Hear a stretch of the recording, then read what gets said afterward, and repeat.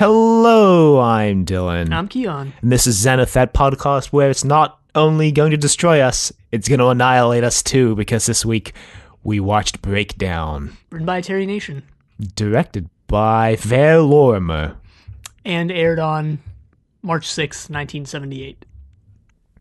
Yeah, so Ver Lorimer back again, directing. I only watch episodes directed by Ver Lorimer. No, that's not true. I don't even remember what he directed before. I only watch episodes written by Pip and Jane Baker, so... Yeah, I don't remember what Ver Lorimer... He has directed something. Yeah, he directed at least one other episode. This season. But I remember seeing on Making Blake 7 the destroy but annihilate line. Paul Darrow was like, Veer, this line doesn't make any sense. And Veer was just like, just say it for me, Paul. Just say it for me. Well, he didn't write the episode. That's probably all on either Terry Nation or Chris Boucher. But no, I mean, it is kind of a stupid line, but at the same time, destroy and annihilate don't necessarily mean the same thing. They don't necessarily mean the same thing, but they're used in the same close way. enough that the line sounds redundant. I guess, but destroy is the opposite of build, or it's it's basically the opposite of creating, building, whatever. But annihilate, literally I'll annihilate, turn you into nothing. I'll annihilate you, I'll turn you into nothing. That's etymologically what it means. Mm-hmm.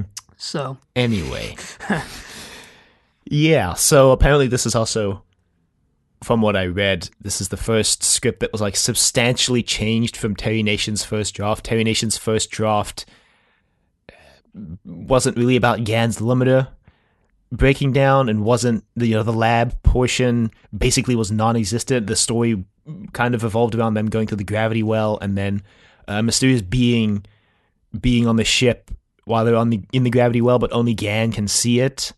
It's kind of like Edge of Destruction, but better, I guess. Not that that's hard, but different. I mean, I got some Edge of Destruction vibes from parts of this episode, at least. Well, the first half, maybe. I was looking at the names of all the audio dramas that Blake 7 has done, and this is relevant because I remember ragging on Terry Nation for the name Mission to Destiny because it reminded me of Edge of Destruction in that it was just awful. And then apparently there's an audio called Escape from Destiny. Again, I don't think these names are, that bad. Mission to Destiny to me is fine. Escape from Destiny, stupid, but also fine. But, whatever. On the other hand, I hate a lot of the reboot Doctor Who episode titles. Like The Girl in the Fireplace. Fine. Fear Her is also terrible. Fear Her was terrible. A terrible title. Terrible title and episode, but anyway, this isn't Doctor Who, thankfully, because Series 3, which we're watching right now for our other podcast, Trust Your Doctor, is pretty grating. And as I mentioned on Twitter, I'm starting to use Blake 7 as a reward for finishing Doctor Who every week. I honestly don't look forward to watching either. I mean, This is great, though. I enjoy Blake 7, and I enjoy Doctor Who as well. I just don't look forward to watching them because I typically procrastinate and leave them till the day before we record at 9 at night. And I'm like, great, now I'm going to have to sit here at my computer for the next 2 hours watching television shows instead of doing the smart thing and watching them on different days spread out over the week. That's what an intelligent person would do. But that's not me, so... Anyway, it basically just jumps right into the action. Jenna and Gann are in the... Just flying Yeah, somewhere. they're just flying the Liberator. And all of a sudden, Gann's head starts to hurt. And, he grasps for his head, I guess, and starts scratching at his limiter. And then he attacks Jenna. Sort of body slams her. This was pretty impressive how he just flips her on her back and then she doesn't get up immediately, but she seems pretty fine for the rest of the episode. Think she'd have massive back pain.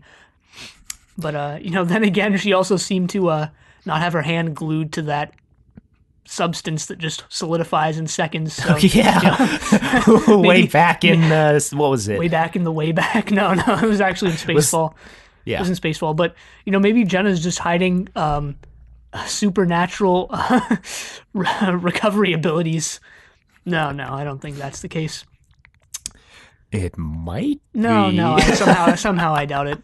Well, so she calls for Blake and Avon come in, and they start beating on Gan, but Gan's really strong and he's beating them up. And then, this thing happens in this fight that I thought was like pretty questionable fight choreography. Oh yeah, definitely.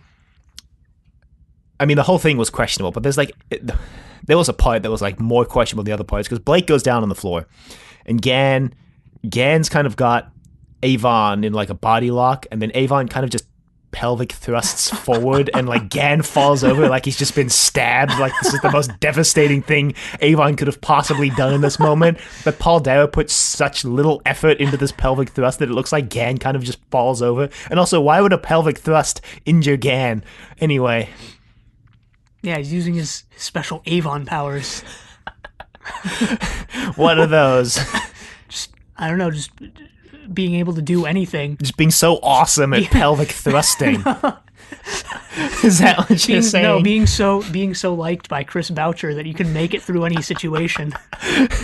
Being such a good pal of the guy writing the show that you just have legitimate powers. Impenetrable plot armor and godlike powers and abilities. Anyway, they somehow subdue Gan. Well, Callie comes in with the tranquilizing patches. Yeah, they subdue Gan, and they put these patches on him that prevent him from standing up. They basically knock him out. Yeah. Blake says, 2 patches would knock us out for 100 hours, so if Gan gets up at any point, we know something's real wrong. Well, I mean, something's obviously already wrong because he's trying to kill them. Then Callie helps Jenna, who seems pretty much fine at this point. But this is interesting because when Gan first introduced his limiter to Jenna, and presumably to everyone else off screen, he said that it prevents him from killing, but as part of his backstory, he said he killed a guard because the guard was threatening him, and I think he says his woman as well, or like the guard attacked his woman and threatened him or something like that. So he killed the guard, which is why he's a criminal. Mm-hmm. And he says that his limiter prevents him from killing. But, this sort of makes it seem like he has stronger violent tendencies than he was letting on in that story that he told. Because he just tries, as soon as his limiter stops working, he just tries to kill the first person in sight. Well, they say later that the limiter might be sending scrambled signals instead of just being off. Avon says that when he examines the limiter.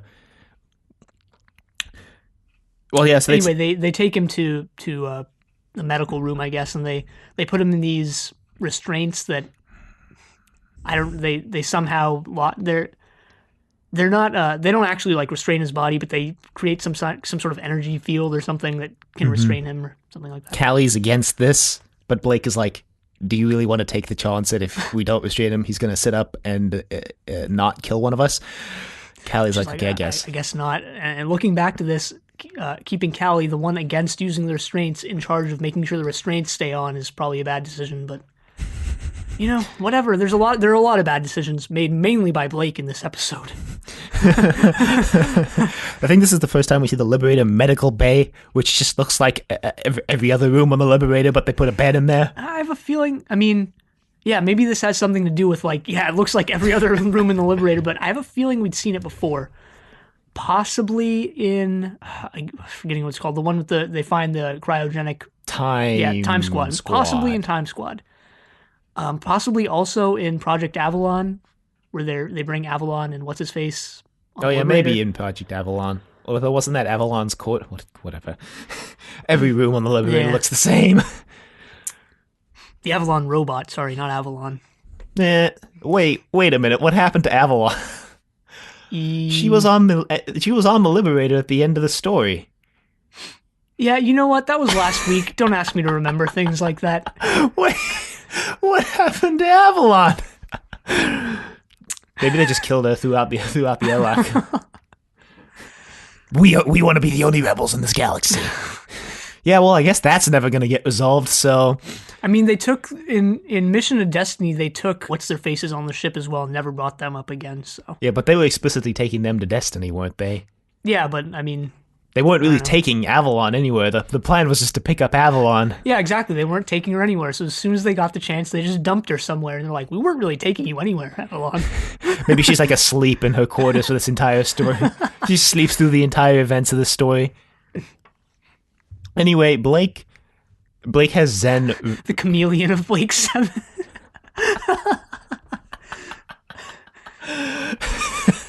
She'll Why don't you show just up bring 2 her up in, seasons from now. Hey guys, I've been lost in the Liberator for weeks. based on things I don't think you know happened yet, and I'm not going to spoil, that would pose a couple problems, mainly for Avalon herself. But anyway, to get on with this, they go back to the control room, and they're trying to figure out the best course of action here. And Blake has Zen write up a list of medical bases less than 600 hours of travel away. Yeah. And a lot of them are, basically that far, 500 to 600 hours away. There's one at 200. Yeah, which I think they decide to go, like, well, all right, we have to go to the closest one. But then Avon brings up a base that he's been keeping tabs on. XK-72. Yeah. It's a neutral base, so not affiliated with the Federation, or I guess anyone else, supposedly. But he said that he's been keeping an eye on it as a possible place to escape to, should he ever need one. Mm-hmm.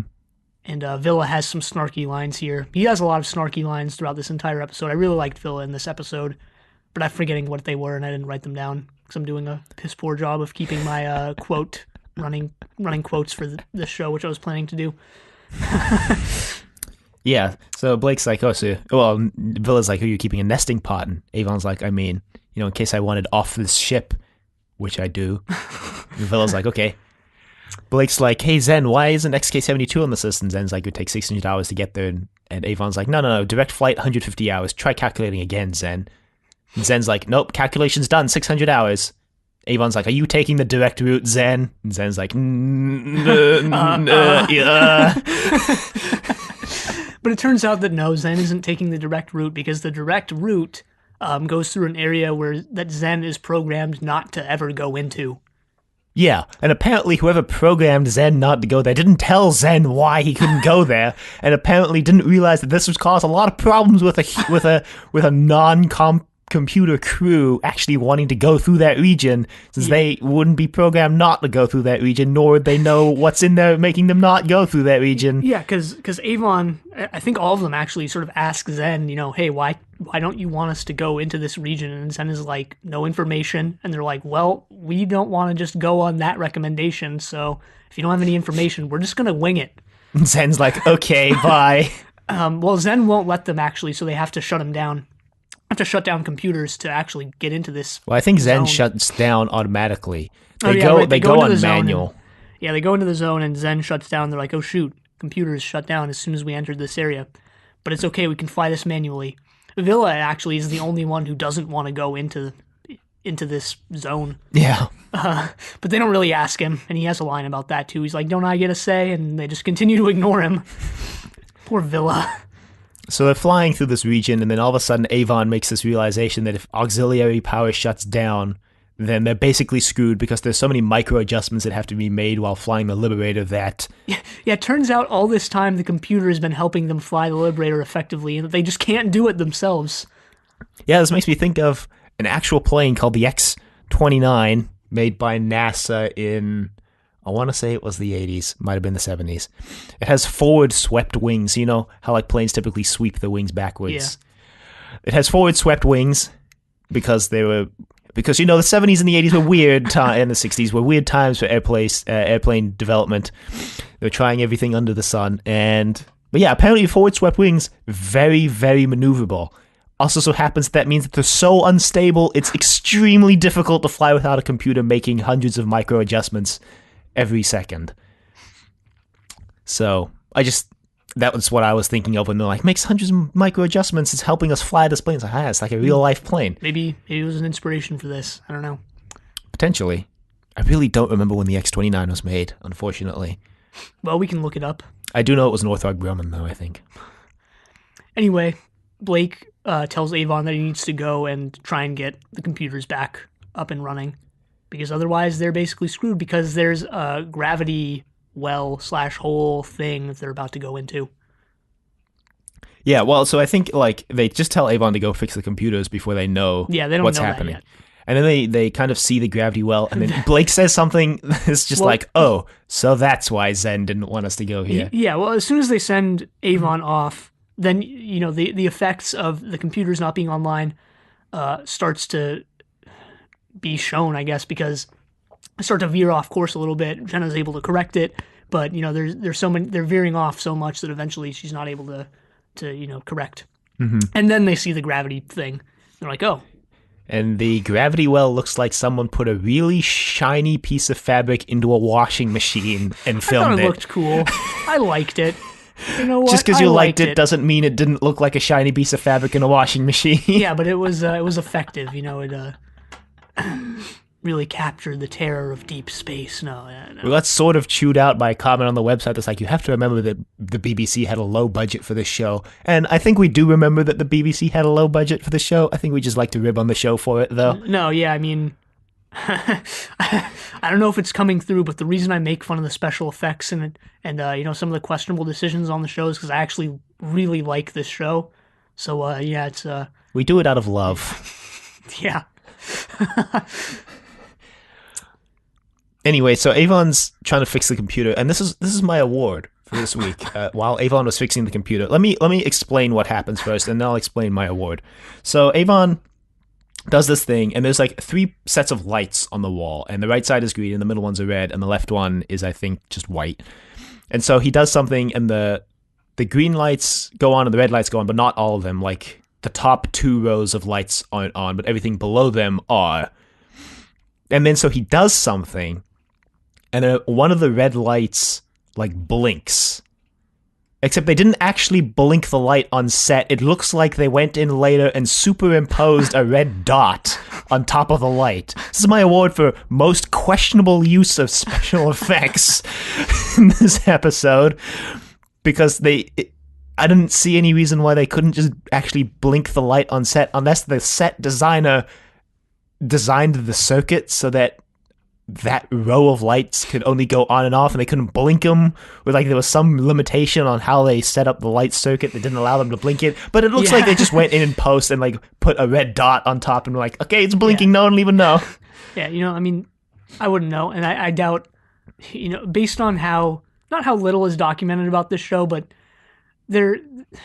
not everything about Blake 7 is documented, right? And I'm pretty sure this isn't something that you're going to be able to find any info on. Circuit design of sets on Blake 7. But, I also think we're sort of grasping at, what to give awards to at this point, because mine is also sort of, similar in nature to that, where it's sort of something graspy. Well, I just look for humorous things to give awards to. I almost gave one to most ill-timed lens flare during the fight between Blake and Gan, because there's a lens flare that occurs right as Gan hits Blake in the head, and it looks like they tinted the screen while Gan was punching Blake because of the lens flare, but... Anyway, Gan has sort of woken up at this point. We didn't mention that Gan is dying. We didn't mention why he needs medical attention quickly. It's because he's dying. Yeah, they scan him with this... scanner. Tube. And they realize that his limiter is killing him.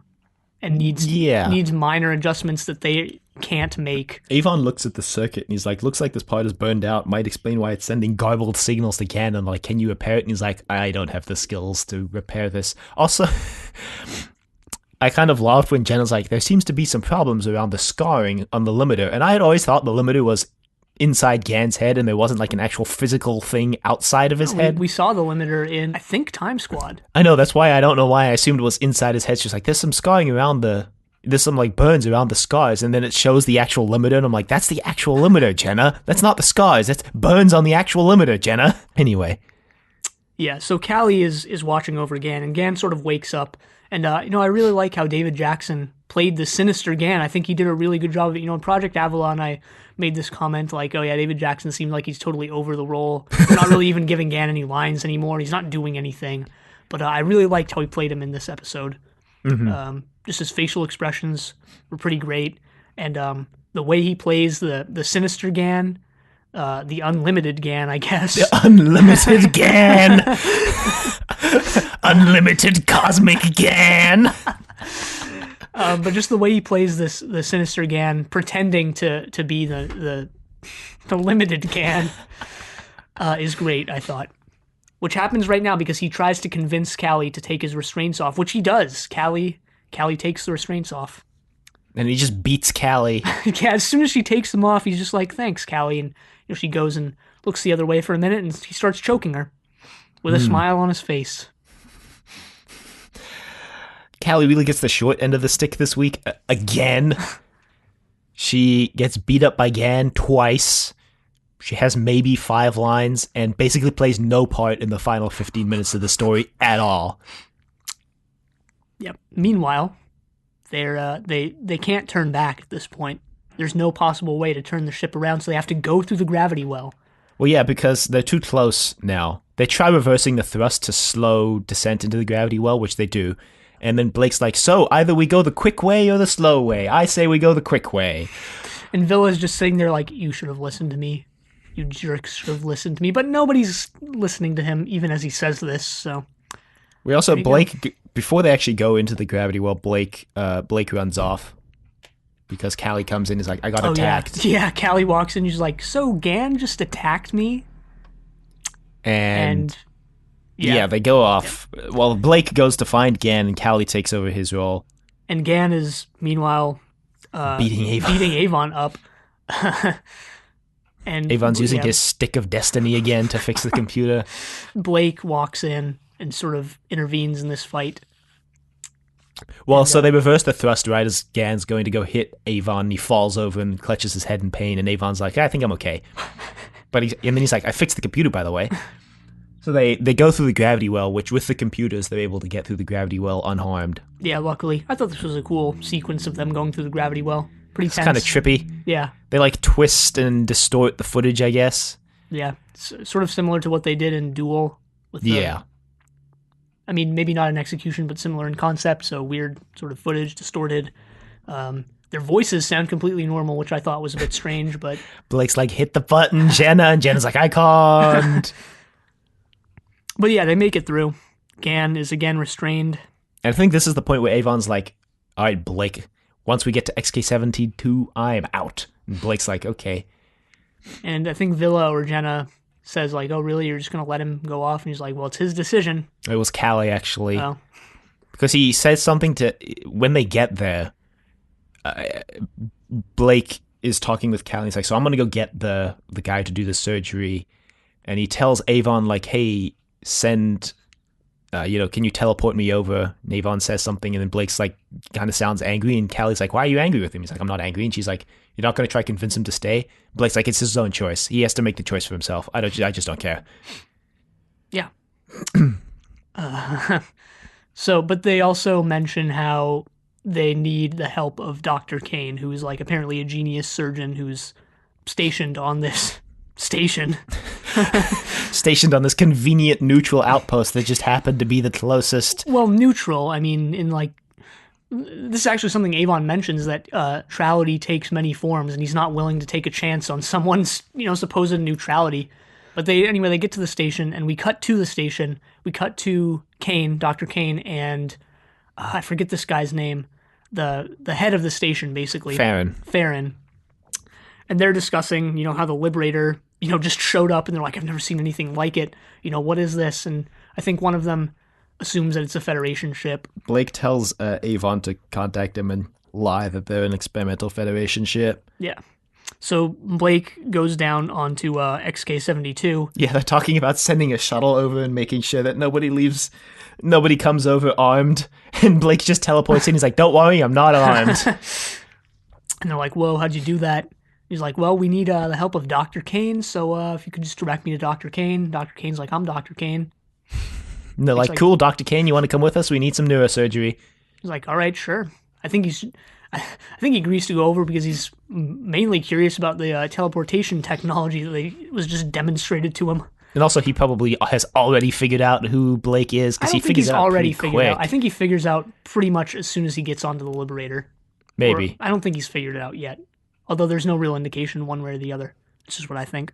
Farron's like, this is breaking all kinds of protocol, and Kane's like, yeah, I don't really care. Yeah, basically. So Kane and Blake return, and they send Avon down. I forget why. For Kane's assistant. Kane's like, I'm going to need my assistant and also some like equipment. So they send Avon over, and Avon gives Raynor the teleport bracelet, and Villa's manning the teleporter pad as usual, I guess. And Avon's like, I'm going to stay here for a bit, Villa. And I'm like, there's no reason why Villa can't just bring Avon back anyway, right? There's like not a reason. There's nothing actually stuck. He could press the button and bring Avon back. Yeah. But like, I mean, I said before, it's Avon's choice whether he wants to stay or not. Yeah, but Villa wants him to stay. At least that was the indication I got from his lines earlier. Yeah, but and Villa knows what Avon's doing here. There's no way Villa doesn't know what Avon's doing right now. Well, whatever. You just keep pushing the button, sending him back and forth. You're not getting away. He's like trapped in the teleporter loop. I mean, all you'd have to do is take the bracelet off. Don't give him time to just beep beep beep beep beep beep beep beep. Hey Zen, set up a Just loop. Just tape the button down. Villa. Anyway, Kane is brought into Gan's room. Well, Blake sort of lies about what's going on. He's like, I'm a civilian. This is a Federation ship.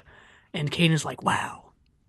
Right. I didn't know the Federation had continued its investigation into teleportation technology. I thought they abandoned that years ago. Blake is like, well, it's classified, so if you'll just come this way.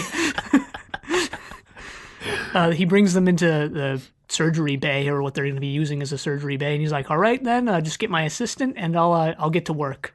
Yeah, so Raynor comes over.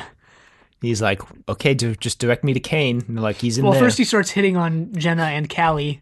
Okay, yeah. He's like, all right, I guess we'll have to perform this surgery. He's just playing the field, hit on everybody. So yeah, they are supposed to be starting the surgery, but then Kane just leans back, puts his feet up, and he's like, yeah, this is Blake and his crew. Reno's like, so? He's like, yeah, they're like criminals. And he's like, so? We're just here to perform surgery. Yeah, we're doctors. We help people, no matter the side. We're on a neutral base. And Kane is like, yeah, well, you know what? This is Blake and his crew, so I'm not going to help them. Also, I contacted the Federation. Reno's like, what? You're just going to let this man die? And he's like, yeah. Yeah. Well, Kane's plan is to stall, because Blake and everyone else don't know how long the surgery is supposed to take. It actually only takes 20 minutes. But Kane is going to stall 3 hours, so he's going to wait for the Federation to show up, save Gan, and then, hope that the Federation just blows them to smithereens. I think he's neglecting to realize that he's on the Liberator. Well, I'm pretty sure his plan is to, just make it back to the base, make it back to XK-72 just in time. I don't know, just maybe perform surgery, run out real quick, like, hey, it's done. We got to go back to the base now and, do that, and then watch and laugh as, I mean, really, the thing is, this is a really poorly thought out plan. Yeah, because he's on the Liberator. He's probably dead if the ships show up, or the Liberator will just leave with him on it. And yeah, I mean, this plan could possibly work if the margin of time wasn't so short. He leaves 20 minutes for him to get off the Liberator, at which point they would have already detected the Federation ships. So, definitely could have thought out this plan a little more, but he doesn't. Yeah, why did he stop? What he should have done, if he was actually a genius, was perform the surgery immediately and then just stall for time after the surgery's already complete. And then later on, with like this 20 minutes, he's like, oh, I've already done the surgery. I'm going to leave now. Bye.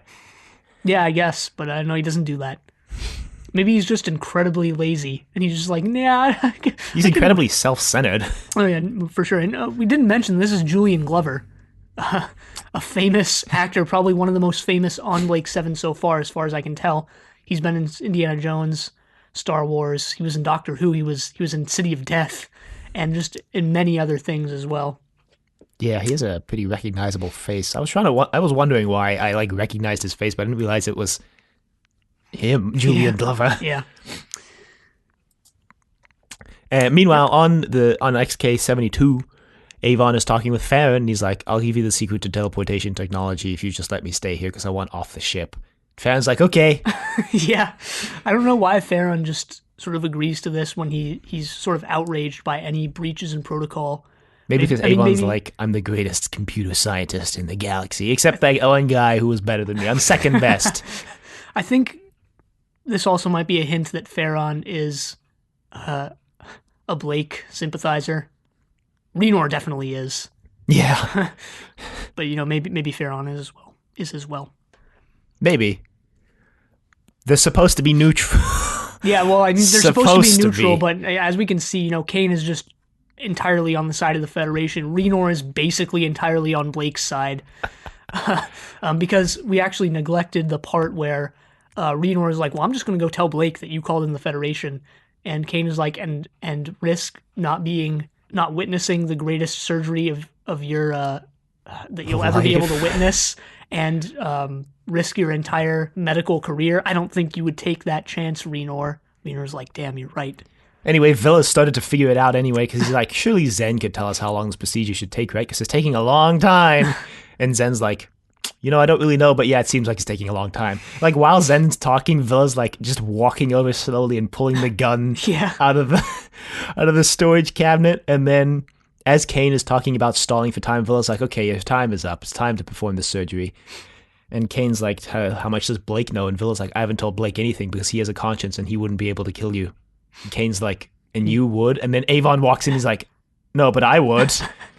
Because at this point, Farron finds out from Renor that Kane has told the Federation, and then he's relayed that information to Avon, and Avon's like...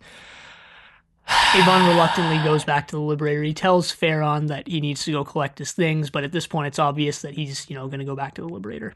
He's like, I gotta go save these nitwits again. What would they do without me, right? Even though he doesn't really save them at all. Yeah, he doesn't really. I mean, other than, like, his intimidation of Kane, like... All right.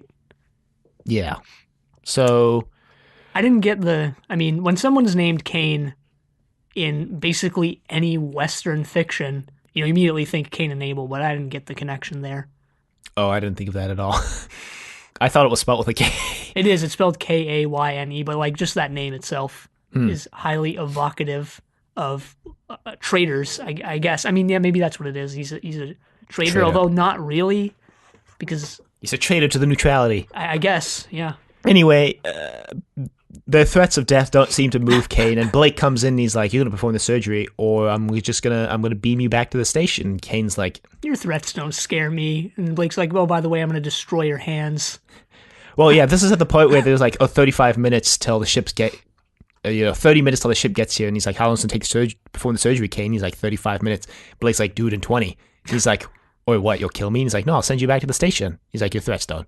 Don't have an effect on me. And that's when Blake threatens to basically Doctor Strange Kane here. Yeah, if you don't know, Doctor Strange is a character in Marvel Comics. Yeah, people know Doctor Strange. He gets his hands shredded in a car accident. Pretty sure they know. I mean, I didn't know until I saw the movie, but he gets his hands shredded in a car accident. He's like the world's best neurosurgeon, and he destroys his hands in a car accident. He goes looking for ways to fix his hands, basically. Yeah. And that's how he becomes an all-powerful sorcerer god.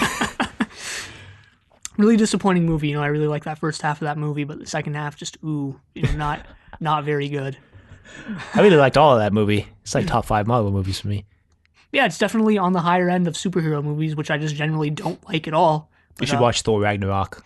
Oh god, yeah, Thor Ragnarok, really? No, yeah, watch it because it's like more of a sci-fi comedy than a superhero movie. It's like it's an actually funny comedy movie. Do they play classic rock at any point during the movie? They play Immigrant Song once, the one they used in the trailer. It's a big reason not to watch it. I hate when they use classic rock songs, and it's a trend in Marvel. What? Anyway, okay. Black Panther is getting a lot of high praise. Maybe I'll. No, Black Panther was really underwhelming for me. Maybe it's because everyone hyped it up too much. I don't know. Anyway, it's just really predictable. Yeah. Anyway, back to Blake 7. Superhero diversion aside, Kane performs the surgery. They go back to the base.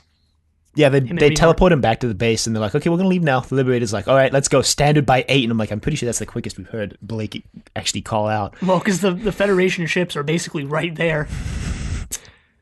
And, I thought, you see a shot of the Federation ships. At first I thought, like, these were the pursuit ships. But then it was like, well, no, it's not the same design. And you hear a voiceover. It's not, Travis or anyone. And also doesn't make sense because, they call the Federation base nearby. But sort of evokes the pursuit ships in a way because it's 3 ships, on their tail. think they even call them pursuit ships in the story. Yeah, they aren't the same design as the pursuit ships that Travis is in charge of, though. There was a runner-up for my award that I forgot to... that was like just a few minutes before, which is that Farron is sitting in his office, and there's like the Liberator is like outside his window, but it's like a stationary shot of the Liberator that you can tell they CSO'd in later on, because as soon as Farron's head moves from the wall in front of the image, the area around his head gets really staticky because they like superimpose this image behind him. And it's also like a really low quality image, so that was runner up for most questionable special effects in this story. But yeah, anyway, well, actually back on the base, Farron is like, hey, Kane, you basically Violated protocol and all of our statutes and neutrality. And Kane is like, well, what are you going to do about it, Farron? So Farron, I think at this point, Kane wants to talk to the pursuit ships or something, so he turns on the communicator, and Farron's like, stop that. So he takes Kane's hand off of the communicator. Kane is like, you struck my hand, and he kills Farron. This was my award for biggest overreaction in Blake 7 so far, which is just killing someone for touching your hand. You gotta wonder if Kane has killed before. I'm sure people have accidentally touched his hand in the past. Yeah, well, he's got to protect those hands. They're basically the only thing he has, since he's way too self-centered to basically make any friends, it seems like. But it doesn't matter because everyone else on this base dies anyway. Because, all right, this was kind of a confusing end to the story. So the pursuit ships are on the Liberator's tail. The Liberator is running. And you see the base, the pursuit ships are firing lasers at the Liberator. And then you see the base blow up. And apparently what this is supposed to be is that one of the shots from the pursuit ships... No, yeah, they explicitly said a shot missed the Liberator. Yeah, and hit the ship. But, like, at the same time... Avon has this snarky comment about how that's one less place to escape to, so I thought for a second that, like, Avon set, like, bombs or charges on the base and blew it up or something, but apparently that's not it. No, there's, like, actual dialogue. The second bolt comes, and then Villa's like, oh, it missed, and then Blake's like, but it's still going, and then you see the base blow up. Yeah, but that's not, like, very clear, because I watched this twice and didn't, like, get it that clearly, and the second time watching through, I was like, oh, all right, I guess it, missed, but it still wasn't that clear to me. I mean, I feel like Villa saying it missed is, like, pretty big. I mean, I don't know, they could say, like, the shot missed, or, like, the laser missed, rather than, like, it missed. I don't know, it just wasn't that clear to me. But, in the end, I guess I got it, so, all right. Yeah, and then it ends with the, like, most awkward and stilted dialogue in Blake 7 so far. Oh, God, yeah, actually, I love this shot of Blake, Jenna, and Gan just laughing, and then... Gareth Thomas so looks like he wants to die. Oh, God. Yeah, they're like, Gan's like, I guess I was out of it for a while, huh? They're like, Jenna's like, but we're glad to have you back, Gan, except it's actually 10 times more awkward than that. Yeah, because then Blake's like, just let me know when you're ready for work, Gan. And then they all go, ha, ha, ha, ha, ha. Oh, man, that Blake, he's such a funny guy. And Gareth Thomas was standing in front of Jenna next to Gan, but for some reason he moves around Jenna, and now he's awkwardly standing behind and somewhat between Jenna and Gan. He also awkwardly puts his arms over Jenna and Gan's shoulders, classic hover hand there. They also, to me, this was kind of weird because Gan's Liberator. Gan's 7, it's all him. No, Gan's limiter has been shown both in this story and in others to, have a tendency to malfunction, yet they just play it off like, yep, totally fixed now. And Gan's like, did they take it out? And Avon's like, nope, not possible.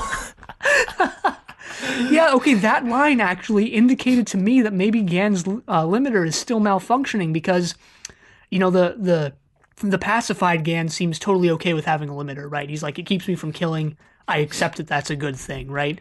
Whereas the sinister Gan doesn't want the limiter. So, the sinister Gan would be the one to say, like, did they take it out? Like, really eagerly. This entire final scene has just awkward office party vibes. Callie's like standing off to the side, like, with a really forced smile. Everybody's really forced smiles during this scene. Oh, God. Veer, what are you doing? Why didn't you direct a better party scene? Even the dialogue itself, Chris Boucher, what's up here? Anyway, that's where it ends. Maybe he fell asleep before he edited that final scene and woke up the next morning and he's like, yeah, I'm pretty sure I finished this script. They're just ad-libbing it for the entire thing. The script is just a blank page that says improvise, but make sure Avon gets all the cool lines. Yeah, overall, a pretty good story. Yeah, I really enjoyed this. I was surprised. I wasn't really on board. The first couple minutes, I was like, all right, this is just going to take place all in the Liberator, which wasn't true. And I didn't think I was going to enjoy it very much. And then they introduced the medical stuff, so I was like, great, they're introducing medical drama into this. Another thing I don't tend to enjoy. Grey's Anatomy in space. Blake's Anatomy. New season of Grey's Anatomy is garbage, by the way. What? You watch it? Yeah. I've watched it like on and on. I've watched a couple episodes before this, and then I just jumped on this season. I was like, wow, this really sucks. But anyway, this reminded me of sort of the shootout in Duel, where it's like, it's just, how is this really poorly achieved thing it's so enjoyable? But it really was. And I think the characters really contribute a lot to that. A lot of these stories seem like Doctor Who-esque stories, mainly the web, but this one kind of also, and just all of them, in general, seems like things Doctor Who would do slightly differently, of course, but still touch on some of the same things. Right. But the characters in Doctor Who were never as enjoyable as Blake and his crew. So, yeah. Yeah, pretty much. Overall, just a good story, I think, well made. Comparatively. Yeah, Dudley Simpson is on point for these soundtracks. On Doctor Who, he was never any good. And, in the first half of the season, he wasn't really any good either. But I'm really enjoying what he's doing for the second half of this season. Yeah, and the gravity well looked cool, even though you could totally tell it was just a fancy rag in a washing machine. And, other than that, yeah, I think it's good. Definitely, I'm hoping they're building up to some really good finale since we're almost done with Series A. Yeah, they're definitely, I guess it's called here. They're definitely building up a lot of mystery around Zen. At this point, they have introduced a programmer who withholds information from Zen. So, like, why was this person or this group who programmed Zen withholding the information? Well, we can guess. We don't really know yet. Where did Zen come from? Where did the Liberator come from? What's exactly going on here? There's also that time Zen was just like, nah, I'm not going to do that thing, and just turned off. That was like at the beginning of the season. So I'm hoping that they're going to do something with Zen, or have some sort of reveal with Zen. At some point, preferably as this season. Yeah, the season finale. The big reveal is that Zen is actually just a dude inside that big orb. Anyway, yeah. Yeah, so we got another email this week from Mr. Sergeant Drano. No, it's just Sergeant Drano. It's not Mr. Sergeant Drano. We're the first and only Blake 7 podcast to get emails. Well, actually, it wasn't an email, but to be contacted by a sergeant and a saint. Yeah, so I think that makes us pretty special. We're also like one of the only 4 Blake 7 podcasts. I think there's only 3. 3. Well, 3 dedicated to Blake 7, but one of 5 that have done episodes of Blake 7. Yeah, maybe it's 5. Probably more. Yeah, probably more, actually. Anyway, yeah, so the subject of the email is Blake 7, Travis, and Serverland. I don't know why I read the comma out loud. Anyway, we'll just let the text-to-speech read the rest of the email so I don't mess it up. Hey guys. Just a quick note to correct your, spoiler, this is not the last time we will see Travis without Serverland. It might be the last time we see this version of Travis without Serverland. Hopefully that's cryptic enough. Keep on keeping on, Standard by 7. Sergeant Drano. Station 7, The Door. P.S. How much does Vila weigh? Someday we may learn the answer to this key mystery of Blake 7. Alright, so thanks again, first of all. For correcting us. We're not experts. Yeah. I think I actually got that information off the wiki, although maybe I read it wrong, or maybe the wiki itself is wrong. I don't know. I know vaguely what you're referring to. We've been looking into contacting some people who are involved with the show as well as other podcasts, maybe for guest appearances. And one of the people who I found a method to contact is Stephen Grief. Stephen Grief, who played Travis, but Greif, Greif. But I know the Wikipedia page for Stephen, the actual Wikipedia page, mentions that he was the first actor to play Travis, and that intrigued me because that's all I know. That's the extent of what I know. So that was kind of interesting to me. And I mean, I know more about the situation, both what happens on screen and some behind the scenes stuff, which I'm not going to discuss right now because I don't want to spoil it. But I'm definitely curious to know what happened. Thank you for emailing us. How much does Villa weigh? That's a good question. We'll just peg him at like 170, 180. Yeah, let's peg him about 170, 180. Maybe a little more, 200. 200, maybe pushing it. He looks a little short. I don't know how tall Michael Keaton. Yeah, that's the thing. I don't know how tall. I feel like Paul Darrow's like 6 feet, isn't he? Oh, really? Well, actually, how tall is Paul Darrow? Because if we knew how tall Paul Darrow was, then we could compare Michael Keaton. But then we could just look up how tall Michael Keaton is. So that kind of defeats the purpose of looking up how tall Paul Darrow is, I suppose. Michael Keating. I keep almost saying Michael Keating. Yeah, me too. Every time. Me too. You're not alone in that. So anyway, thank you for emailing us again. We really do appreciate it. Email us at thedoctor@decorativevegetable.com. Questions, comments, concerns, anger, rants, love letters, your thoughts on Zen. We named our podcast after him, so he better be goddamn interesting.